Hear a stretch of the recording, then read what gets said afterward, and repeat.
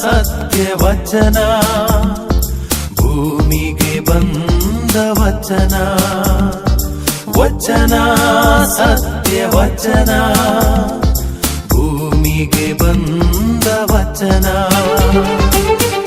ಆದಿಯಲ್ಲಿ ಇದ್ದ ವಚನ ನಮ್ಮ ನೋಡ ಬಂದ ವಚನ ವಚನ ಸತ್ಯವಚನ ಭೂಮಿಗೆ ಬಂದ ವಚನ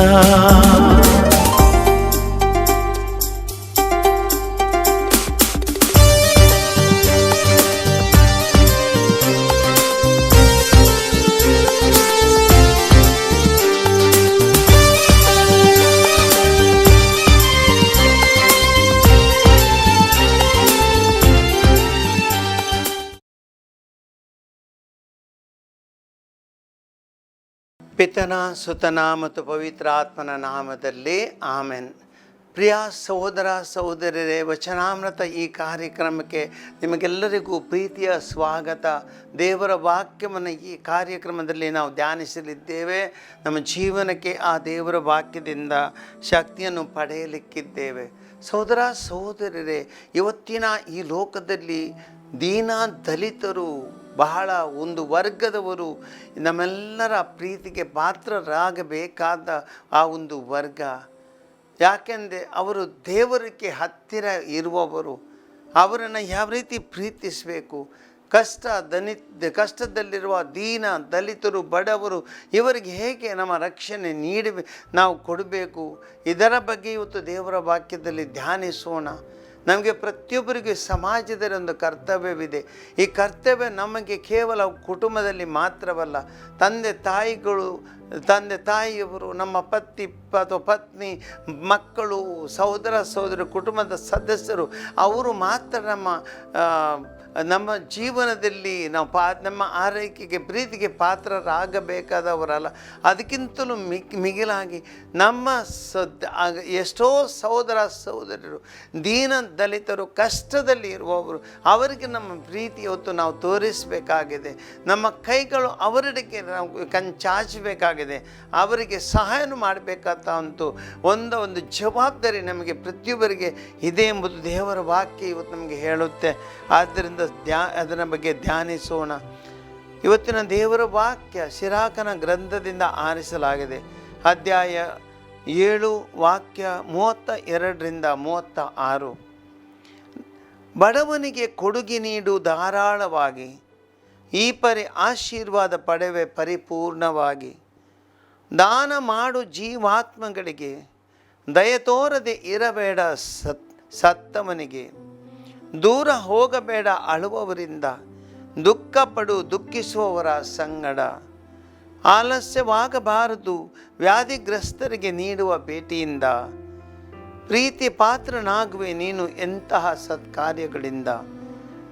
ನಿನ್ನ ಅಂತ್ಯವನ್ನು ಸ್ಮರಿಸಿಕೋ ಎಲ್ಲ ವ್ಯವಹಾರಗಳಲ್ಲೂ ನೀನು ಆಗ ನೀನು ಪಾಪದಲ್ಲಿ ಬೀಳುವುದಿಲ್ಲ ಎಂದಿಗೂ. ಸಹೋದರ ಸಹೋದರರೇ, ಈ ವಾಕ್ಯಗಳನ್ನು ಧ್ಯಾನಿಸೋಣ. ಬಡವನಿಗೆ ಕೊಡು ಧಾರಾಳವಾಗಿ, ಈ ಆಶೀರ್ವಾದ ಪಡೆವೆ ನೀನು ಪರಿಪೂರ್ಣವಾಗಿ. ಸಹೋದರ ಸಹೋದರಿಯರೇ, ಒಂದು ಬಾವಿಯನ್ನು ನಾವು ನೋಡಿದ್ದೇವೆ. ಈ ಬಾವಿಯಲ್ಲಿ ನೀರು ಇರುತ್ತೆ. ಆದರೆ ಒಂದು ಬಾವಿಯಲ್ಲಿ ಇರುವ ಈ ನೀರನ್ನು ನಾವು ಖಂಡಿತ ತೆಗೆಯುವುದಿಲ್ಲ, ಅದರ ಸೇದುವುದಿಲ್ಲ. ಏನಾಗುತ್ತೆ? ಆ ಬಾವಿಯಲ್ಲಿದ್ದ ನೀರು ತುಂಬಿಕೊಂಡು ಅಲ್ಲೇ ನಿರುತ್ತೆ. ನಾವು ಅದರಿಂದ ತೆಗೆಯುವುದಿಲ್ಲವೆಂದಾದರೆ ಅದು ಸಮಯ ಹೋದಂತೆ ಆ ಬಾವಿಯ ನೀರು, ಆ ಹೊಸ ನೀರು ಅದರಲ್ಲಿ ಹರಿಯುವುದಿಲ್ಲ. ಅದೇ ನೀರು ಶೇಖರಣೆಯಾಗಿ ಅದು ಮಲಿನಗೊಳ್ಳುತ್ತೆ. ಅದೇ ರೀತಿ ನಮ್ಮ ಜೀವನ. ದೇವರು ನಮಗೆ ಈ ಲೋಕದಲ್ಲಿ ಸಹೋದರ ಸಹೋದರರೇ ಎಲ್ಲವನ್ನು ಕೊಟ್ಟಿದ್ದಾರೆ. ಸಂಪತ್ತನ್ನು ಕೊಟ್ಟಿದ್ದಾರೆ, ನಮಗೆ ಬುದ್ಧಿಶಕ್ತಿಯನ್ನು ಕೊಟ್ಟಿದ್ದಾರೆ, ದೇವರ ಪ್ರೀತಿಯ ಕಾಣಿಕೆಯನ್ನು ಕೊಟ್ಟಿದ್ದಾರೆ, ದೇವರು ನಮಗೆ ಸಮಯವನ್ನು ಕೊಟ್ಟಿದ್ದಾರೆ. ಇದೆಲ್ಲವನ್ನು ಕೊಟ್ಟಿರುವುದು ಯಾತಕ್ಕಾಗಿ? ಒಬ್ಬ ಮನುಷ್ಯನಿಗೆ 24 ಗಂಟೆ ಸಮಯ ದೇವರು ಕೊಟ್ಟಿರುವಂತಾದರೆ ಅದು 24 ಗಂಟೆ ಆತನು ಮಲಗಿ ಕಳೆಯುವುದಕ್ಕಲ್ಲ. ಆ 24 ಗಂಟೆಗಳಲ್ಲಿ ಆತನು ಆ ಸಮಯವನ್ನು ವ್ಯಯಿಸಬೇಕು. ಕೆಲಸ ಮಾಡಬೇಕು, ಸಾಧನೆ ಮಾಡಬೇಕು, ಆತನ ಮೇಲೆ ಬರಬೇಕು, ಆತನ ಜೀವನದಲ್ಲಿ ಒಂದು ಒಳ್ಳೆಯ ಹಂತಕ್ಕೆ ಮುಟ್ಟಬೇಕು ಅಂತ ಅದಕ್ಕಾಗಿ ದೇವರು ಈ ಆಯುಷ್ಯವನ್ನು ಕೊಟ್ಟಿದ್ದಾರೆ. ಕೆಲವರಿಗೆ ನಮಗೆ ಹಲವಾರು ವರ್ಷಗಳ ಆಯುಷ್ಯವನ್ನು ದೇವರು ಕೊಟ್ಟಿರ್ತಾರೆ. ನಾವು ಬದುಕಬೇಕು, ಬದುಕಿರುವಾಗ ಸಾಯಬಾರದು. ಹಾಗಿರುವಾಗ ದೇವರು ನಮಗೆ ಕೊಟ್ಟಂಥ ಸಮಯ ಅದನ್ನು ವಿನಿಯೋಗಿಸಬೇಕು, ವ್ಯಯಿಸಬೇಕು. ಅದು ಬಹಳ ಮುಖ್ಯ. ಅದೇ ರೀತಿ ಸಹೋದರ ಸಹೋದರರೇ, ನಮ್ಮ ಜೀವನದಲ್ಲಿ ದೇವನಿಗೆ ಸಂಪತ್ತನ್ನು ಕೊಟ್ಟಿರ್ತಾರೆ. ಈ ಸಂಪತ್ತನ್ನು ನಾವು ಕೂಡಿಡುವುದಕ್ಕಲ್ಲ. ಅದೆಷ್ಟೋ ಜನರು ಇವತ್ತು ಸಂಪತ್ತನ್ನು ಕೂಡಿಡ್ತಾರೆ, ಎಲ್ಲೆಲ್ಲೋ ಬ್ಯಾಂಕುಗಳಲ್ಲಿ ಬಚ್ಚಿಡುತ್ತಾರೆ, ರಹಸ್ಯ ಸ್ಥಳಗಳಲ್ಲಿ ಬಚ್ಚಿಡುತ್ತಾರೆ, ಬೇನಾಮಿ ಆಸ್ತಿಯನ್ನು ಖರೀದಿಸ್ತಾರೆ. ಇಂಥ ರೀತಿಯಲ್ಲಿ ಮನುಷ್ಯ ಕೂಡಿಡುವುದು ಆತನು ಅದನ್ನು ಉಪಯೋಗಿಸಲು ಆತನಿಗೆ ಸಾಧ್ಯವಿಲ್ಲ. ಅಂದರೆ ಅಷ್ಟು ಆಸ್ತಿ ಇದೆ. ನಿನ್ನ ಮನೆಯಲ್ಲಿ ಏನೋ ಆಹಾರ ಇದೆ ಅಂದರೆ ನಿನ್ನ ಈ ಗೇಣುದ್ದ ಹೊಟ್ಟೆಗಾಗಿ ಎಷ್ಟು ಬೇಕು, ನಿನ್ನ ಮನೆಯಲ್ಲಿ ಎಷ್ಟು ಜನರಿದ್ದಾರೆ ಅವರ ಗೇಣುದ್ದ ಹೊಟ್ಟೆಗಾಗಿ ಎಷ್ಟು ಬೇಕು ಅಷ್ಟು ಮಾತ್ರ ನೀನು ತಿನ್ಬೋದು. ಮಿಕ್ಕಿದ ಆಹಾರವನ್ನು ನೀನು ಶೇಖರಣೆ ಮಾಡಿಟ್ಟರೆ ಏನಾಗುತ್ತೆ ಸಹೋದರ ಅದು ಕಾಲಕ್ರಮೇಣ ಹಾಳಾಗಿ ಹೋಗುತ್ತೆ. ಇದು ಪರಿಸ್ಥಿತಿ. ಆದ್ದರಿಂದ ದೇವರ ವಾಕ್ಯವು ಸ್ಪಷ್ಟವಾಗಿ ಹೇಳುತ್ತೆ, ಯಾರಿಗೆ ದೇವರು ಸಂಪತ್ತನ್ನು ಕೊಟ್ಟಿದ್ದಾರೆ ಇದನ್ನು ಕೂಡಿಡುವುದಕ್ಕಲ್ಲ. ಯಾರಿಗೆ ದೇವರು ಸಮಯವನ್ನು ಕೊಟ್ಟಿದ್ದಾರೆ ಅದು ಸಮಯವನ್ನು ಅದನ್ನು ವೇಸ್ಟ್ ಮಾಡಲಿಕ್ಕೆ, ಸೋಮಾರಿಯಾಗಿ ಕಾಲ ಕಳೆಯಲಿಕ್ಕೆ ಅಲ್ಲ. ಯಾರಿಗೆ ದೇವರು ಆ ಬುದ್ಧಿಶಕ್ತಿಯನ್ನು ಕೊಟ್ಟಿದ್ದಾರೆ ಆ ಬುದ್ಧಿಶಕ್ತಿಯನ್ನು ನಮಗೆ ಅದು ಉಪಯೋಗಿಸಿದ ರೀತಿಯಲ್ಲಿ ಇಡಲಿಕ್ಕೆ ಅಲ್ಲ. ಪ್ರತಿಯೊಬ್ಬರು ನಾವು ವ್ಯಯಿಸಬೇಕು. ನಮಗೆ ಕೊಟ್ಟಂಥ ಆಹಾರವನ್ನು ನಾವು ಎಷ್ಟು ಬೇಕು ಅಷ್ಟನ್ನು ಉಣ್ಣಬೇಕು. ಮಿಕ್ಕಿದ ಆಹಾರವನ್ನು ಶೇಖರಿಸಿದದ್ದು ಕೊಳೆತು ಹೋಗುತ್ತೆ. ಆ ಆಹಾರವನ್ನು ಬೇರೆಯವರಿಗೆ ನಾವು ಕೊಡಬೇಕು, ಬಡವರಿಗೆ ನಾವು ಕೊಡಬೇಕು. ದೇವರು ನಿನಗೆ ಆಸ್ತಿ ಏನು ಕೊಟ್ಟಿದ್ದಾರೆ ಎಂದಾದರೆ ದೇವರನ್ನೆಲ್ಲ ಮಿಕ್ಕಿದಂಥ ಎಲ್ಲವನ್ನು ನಿನ್ನ ಬಲ್ಲಿದರಾದ ಸಹೋದರ ಸಹೋದರರಿಗೆ ನೀಡಬೇಕು. ಇದು ನಿನ್ನ ಕರ್ತವ್ಯ. ಇದು ದೇವರು ಕೊಟ್ಟಿರುವಂಥ ಸಾಮಾಜಿಕ ಕರ್ತವ್ಯ. ಸಹೋದರ ಸಹೋದರರೇ, ಯೇಸು ಕ್ರಿಸ್ತರು ಮತ್ತಾಯನ ಸುವಾರ್ತೆಯಲ್ಲಿ 25ನೇ ಅಧ್ಯಾಯದಲ್ಲಿ ಆ ಬಗ್ಗೆ ಸ್ಪಷ್ಟವಾಗಿ ಹೇಳುತ್ತಾರೆ. ನಮ್ಮ ಪ್ರತಿಯೊಬ್ಬರ ಕರ್ತವ್ಯವೇನು? ಈ ಲೋಕದಲ್ಲಿ ನಾವು ಈ ಜೀವನದಲ್ಲಿ ನಾವು ಕೇವಲ ನಮಗೋಸ್ಕರ ಬದುಕುವುದಲ್ಲ, ನಾವು ಇತರರಿಗಾಗಿ ಬದುಕಬೇಕು. ಆದ್ದರಿಂದ ಸಹೋದರ ಸಹೋದರರೇ, ದೇವರ ವಾಕ್ಯ ನಮಗೆ ಹೇಳುತ್ತೆ, ಪರರ ಸೇವೆ ಪರಮಾತ್ಮನ ಸೇವೆ. ಇದು ಬಹಳ ಮುಖ್ಯ. ಆದ್ದರಿಂದ 31ನೇ ಈ ವಾಕ್ಯ ಹೇಳುತ್ತೆ, 25ನೇ ಅಧ್ಯಾಯ, ನರಪುತ್ರನು ತನ್ನ ಮಹಿಮೆಯಲ್ಲಿ ಸಮಸ್ತ ದೇವತನಿಗೆ ಬರುವಾಗ ತನ್ನ ಮಹಿಮಾನ್ವಿತ ಸಿಂಹಾಸನದಲ್ಲಿ ಆಸೀನನಾಗಿರುವನು. ಸರ್ವ ಜನಾಂಗಗಳನ್ನು ಆತನ ಸಮ್ಮುಖದಲ್ಲಿ ಒಟ್ಟುಗೂಡಿಸಲಾಗುವುದು. ಕುರುಬನು ಕುರಿಗಳನ್ನು ಆಡುಗಳಿಂದ ಬೇರ್ಪಡಿಸುವಂತೆ ಅವರನ್ನು ಬೇರ್ಪಡಿಸುವನು. ಕುರಿಗಳನ್ನು ತನ್ನ ಬಲಗಡೆಯಲ್ಲಿ, ಆಡುಗಳನ್ನು ತನ್ನ ಎಡಗಡೆಯಲ್ಲಿ ಇರಿಸುವನು. ಮತ್ತೆ ಹೇಳುವನು, ನನ್ನ ಪಿತನಿಂದ ಧನ್ಯ ಎನಿಸಿಕೊಂಡವರೇ ಬನ್ನಿ, ಲೋಕಾದಿಯಿಂದ ನಿಮಗಾಗಿ ಸಿದ್ಧ ಮಾಡಿದ ರಾಜ್ಯವನ್ನು ಸ್ವಾಸ್ಥ್ಯವಾಗಿ ಪಡೆಯಿರಿ.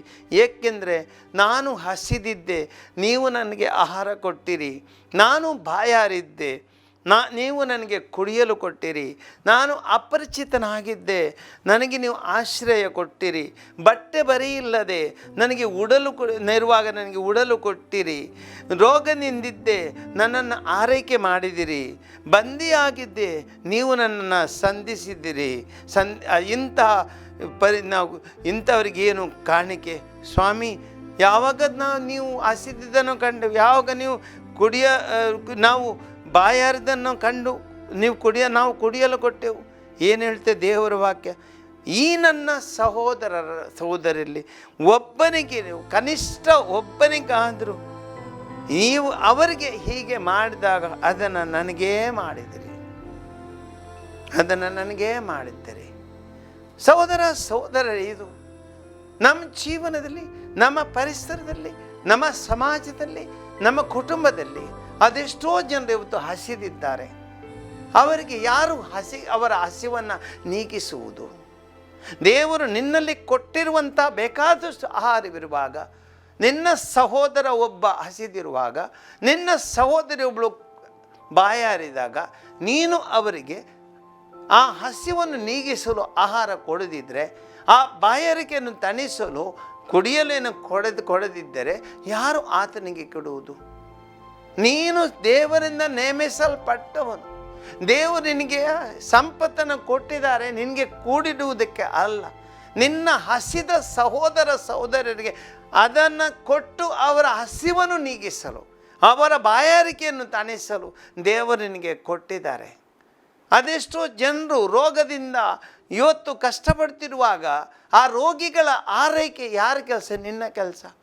ಅವರ ಆರೈಕೆಗೆ, ಅವರ ಮದ್ದಿಗೆ ಬೇಕಾದ ಹಣ ಕೊಡುವುದು ನಿನ್ನ ಕರ್ತವ್ಯ. ನಿನ್ನಲ್ಲಿ ಹೆಚ್ಚು ಕೊಟ್ಟಿರುವಾಗ ಸಹೋದರಿ ಅದನ್ನು ಹಂಚಿಕೊಳ್ಳುವುದು ನಿನ್ನ ಕರ್ತವ್ಯ, ಅದು ನಮ್ಮ ಕರ್ತವ್ಯ. ಆದ್ದರಿಂದ ನಾವು ಈ ಲೋಕದಲ್ಲಿ ಯಾವುದೇ ಇರಲಿ, ನನ್ನ ಒಬ್ಬ ಸಹೋದರ ಇವತ್ತು ಹಸಿದಿದ್ದಾನೆಂದಾದರೆ, ನನ್ನ ಒಬ್ಬ ಸಹೋದರಿ ಈ ಲೋಕದಲ್ಲಿ ಬಾಯಾರಿದಂತೆಂದಾದರೆ, ನಮ್ಮ ಒಬ್ಬರು ಬಟ್ಟೆ ಬರೆ ಇಲ್ಲದೆ ಎಂದಾದರೆ, ಯಾರೋ ಅದೆಷ್ಟೋ ಜನರು ಆಶ್ರಯ ಇಲ್ಲ, ಮನೆ ಇಲ್ಲ, ಒಂದು ನಿಲ್ಲಕ್ಕೆ ಸೂರಿಲ್ಲದ ಪರಿಸ್ಥಿತಿಯಲ್ಲಿ ಇದ್ದಾರೆಂದಾದರೆ ಅವರನ್ನು ಸಂತೈಸು ಅವರಿಗೆ ಅದನ್ನು ಕೊಡುವ ಕರ್ತವ್ಯ ಸಹೋದರರೇ ನನ್ನ ಮತ್ತು ನಿಮ್ಮ ಕರ್ತವ್ಯ. ಆದ್ದರಿಂದ ಯಾವುದನ್ನು ಇವತ್ತು ದೀನ ದಲಿತರಿಗೆ ನಾವು ಮಾಡುತ್ತೇವೆ, ನಾವು ಕಷ್ಟದಲ್ಲಿ ಇರುವವರಿಗೆ ನಾವು ಏನು ಸಹಾಯ ಮಾಡ್ತೀವಿ, ಇದು ದೇವರಿಗೆ ನಾವು ಮಾಡುತ್ತೇವೆ. ಇದರ ಪ್ರತಿಫಲ ಕೊಡುವವರು ದೇವರೇ. ಆದ್ದರಿಂದ ಸಹೋದರರೇ, ಈ ಜೀವನದಲ್ಲಿ ನಾವು ಒಳ್ಳೆಯ ಸಹೃದಯಿಗಳಾಗೋಣ. ಜನರ ಕಷ್ಟಗಳನ್ನ ಅರಿತು ಅವರಿಗೆ ಸಹಾಯ ಮಾಡುವಂಥ ಹೃದಯ ನಮ್ಮಲ್ಲಿ ಇರಬೇಕು.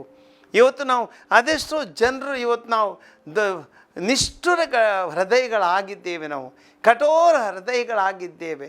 ಇವತ್ತು ಬಗ್ಗರಿಗೆ ನಾವು ಸಹಾಯ ಮಾಡುವಂಥ ಒಳ್ಳೆಯ ಮನಸ್ಸು ನಮ್ಮಲ್ಲಿ ಕಂಡು ಬರುವುದಿಲ್ಲ. ಅದೆಷ್ಟೋ ಜನರು ಕೂಡಿಡ್ತಾರೆ, ತಮ್ಮ ಕಣ್ಣ ಮುಂದೆ ಬಡವರು ಒಂದು ಕಷ್ಟದಲ್ಲಿರುವಾಗ ಸಹಾಯ ಮಾಡುವಂಥ ಹೃದಯ ಇವತ್ತು ಅಷ್ಟೋ ಜನರಲ್ಲಿ ಇಲ್ಲ. ನಾನು ವಿಚಾರಣೆ ಕೇಂದ್ರದಲ್ಲಿರುವಾಗ ಎಂಥ ಪರಿಸ್ಥಿತಿಗಳನ್ನು ಅನೇಕ ಬಾರಿ ಕಂಡಿದ್ದೇನೆ. ಅದೆಷ್ಟೋ ಜನರಿಗೆ ರೋಗಿಗಳಿಗೆ, ಕ್ಯಾನ್ಸರ್ ರೋಗಿಗಳಿಗೆ ಏನೋ ಸಹಾಯ ಮಾಡುವಂಥ ಪರಿಸ್ಥಿತಿ ಬಂದಾಗ ಕೊಡುವವರು ಯಾರು ಗೊತ್ತಾ? ಇಲ್ಲದವರು. ಏನು ಅವರಲ್ಲಿ ಕಡಿಮೆ ಅವರೇ ಕೊಡ್ತಾರೆ. ಅದೆಷ್ಟೋ ಜನರು ಅವರಿಗೆ ಬೇಕಾದಷ್ಟಿದ್ರವರು 100 ರೂಪಾಯಿ ಅಷ್ಟೇ.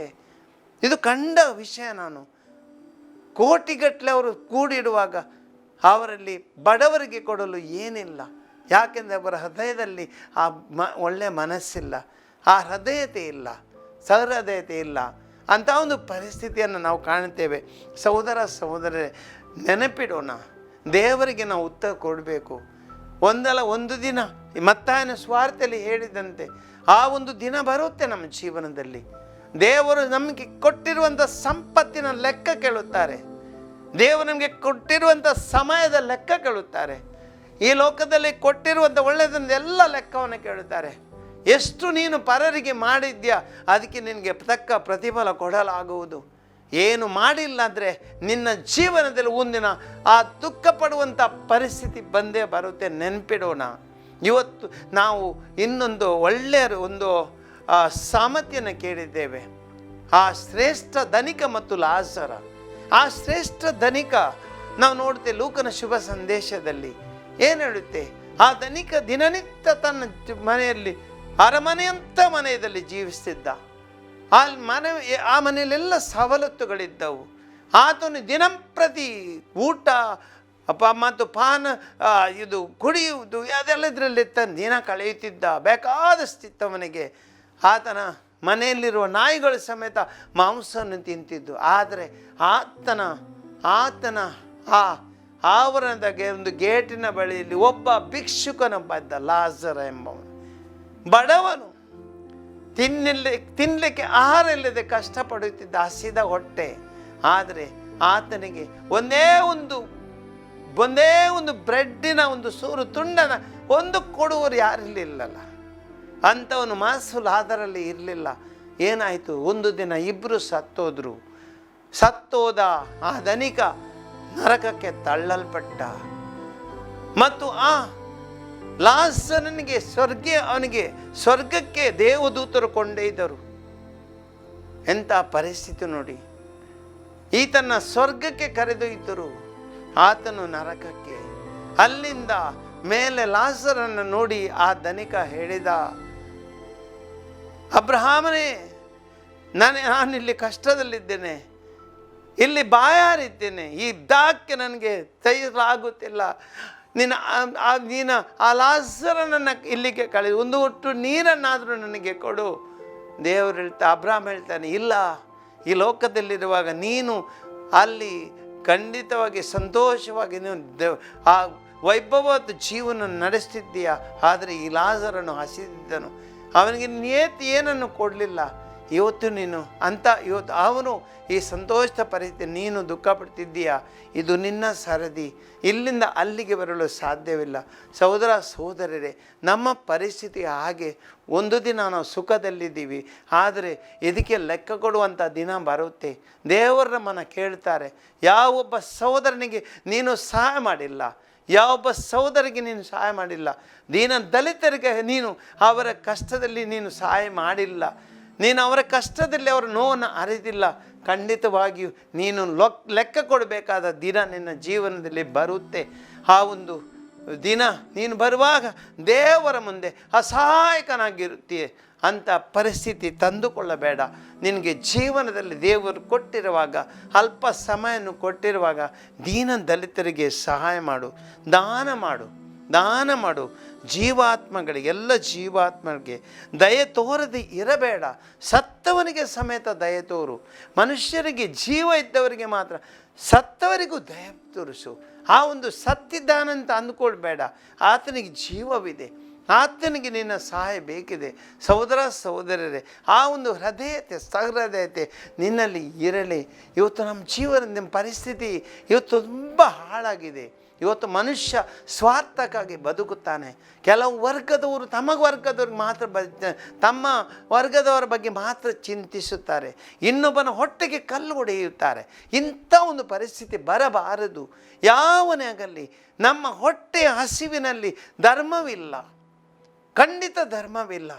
ದೇವರು ಎಲ್ಲರನ್ನ ಪ್ರೀತಿಸ್ತಾರೆ. ಸಹೋದರ ಸಹೋದರರೇ, ಹೊಟ್ಟೆಯ ಪ್ರಶ್ನೆ ಬರುವಾಗ, ಹಸಿವಿನ ಪ್ರಶ್ನೆ ಬರುವಾಗ, ಬಾಯಾರಿಕೆ ಪ್ರಶ್ನೆ ಬರುವಾಗ, ರೋಗದಲ್ಲಿ ಆ ಒಂದು ಪರಿಸ್ಥಿತಿ, ಕಷ್ಟವಾದ ಪರಿಸ್ಥಿತಿ ಬರುವಾಗ ಪ್ರತಿಯೊಬ್ಬನ ದೇವರಿಗೆ ಒಂದೇ. ಯಾವ ಆತನು ಮನುಷ್ಯನು ಆ ಕರುಣೆ ತೋರಿಸುವುದಿಲ್ಲ. ಇವತ್ತು ನೀನು ಈ ಲೋಕದಲ್ಲಿ ನಿನ್ನ ಗರ್ವ ತೋರಿಸುವ, ಆದರೆ ಒಂದು ದಿನ ದೇವರ ವಿಚಾರಣೆಗೆ ನಿನಗೆ ಒಳಪಡುತ್ತೀಯ. ಹಸಿದವನಿಗೆ ಊಟ ಕೊಡು, ಬಾಯಾರಿದವನಿಗೆ ನೀರು ಕೊಡು, ಅದು ನಿನ್ನ ಕರ್ತವ್ಯ.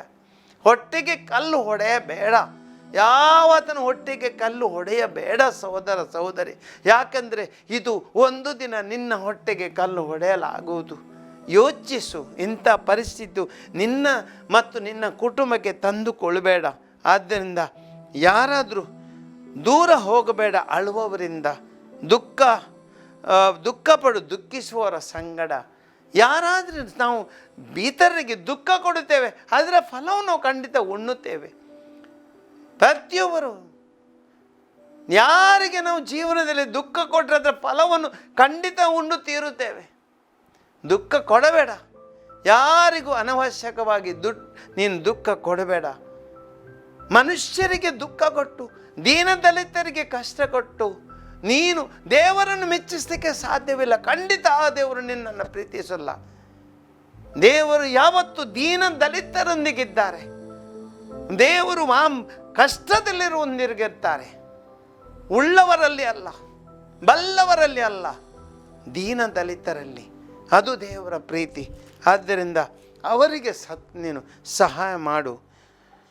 ವ್ಯಾಧಿಗ್ರಸ್ತರಿಗೆ ಭೇಟಿ ನೀಡು. ಕಷ್ಟದೆಷ್ಟೋ ರೋಗಿಗಳಿದ್ದಾರೆ, ಒಂದು ಭೇಟಿ ನೀಡು.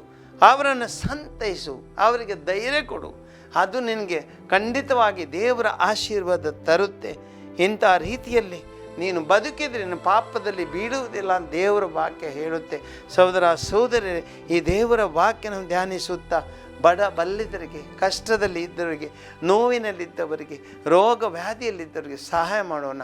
ಆ ಸಹೃದಯತೆಯನ್ನು ತೋರಿಸೋಣ, ಪರರನ್ನು ಪ್ರೀತಿಸೋಣ. ದಯಾಮಯಿ ದೇವರೇ, ನಮ್ಮಲ್ಲಿ ಒಂದು ಮನುಷ್ಯ ಹೃದಯವನ್ನು ನೀಡಿರಿ, ಪರರಲ್ಲಿ ಪ್ರೀತಿಸುವಂಥ ಹೃದಯವನ್ನು ನೀಡಿರಿ. ಕಷ್ಟಪಡೋರ ಬಗ್ಗೆ ನಾವು ಅವರಿಗೆ ಮರುಕು ಪಡುವಂಥ ಹೃದಯವನ್ನು ನೀಡಿರಿ. ಸಹಾಯ ಮಾಡುವ ಕೈಗಳನ್ನು ಕೊಡಿರಿ. ಇತರರ ಬಗ್ಗೆ ರೋಧಿಸುವಂಥ ಹೃದಯವನ್ನು ಕೊಡಿರಿ. ಇದರ ಕಷ್ಟಗಳನ್ನು ಅರಿಯುವಂಥ ಕಣ್ಣುಗಳನ್ನು ಕೊಡಿರಿ. ಇದರ ಕಷ್ಟಗಳನ್ನು ಕೇಳುವಂಥ ಕಿವಿಗಳನ್ನು ಕೊಡಿರಿ. ಇತರರ ಕಷ್ಟಗಳಿಗೆ ಸಹಾಯ ಮಾಡಲು ಧಾವಿಸುವಂಥ ಕಾಲುಗಳನ್ನು ಕೊಡಿರಿ. ಈ ನನ್ನ ಜೀವ ಪರರಿಗೋಸ್ಕರ ಬದುಕುವಂಥ ಜೀವವಾಗಲಿ. ದಯಾಮಯಿ ದೇವರೇ, ಇಂಥ ಒಂದು ರೀತಿಯಲ್ಲಿ ನನಗೆ ಇವತ್ತು ಶಕ್ತಿಯನ್ನು ನೀಡಿರಿ. ಯಾವ ರೀತಿಯಲ್ಲಿ ಇತರರ ಕಷ್ಟಗಳನ್ನು ನೋಡಿ ಕಲ್ಲಿನ ಹೃದಯದಂತಾಗುವ ಮನಸ್ಸನ್ನು ಕೊಡಬೇಡಿರಿ. ಅದು ಬೇಡ. ನನ್ನ ಮನಸ್ಸನ್ನು ಒಂದು ಹೃದಯ, ಮೃದು ಹೃದಯವನ್ನು, ಪ್ರೀತಿಯಿಂದ ತುಂಬಿದಂಥ ಹೃದಯವನ್ನು ನೀಡಿರೆಂದು ನಾವು ನಿಮ್ಮಲ್ಲಿ ಪ್ರಾರ್ಥಿಸ್ತೇವೆ. ಆಮೇಲೆ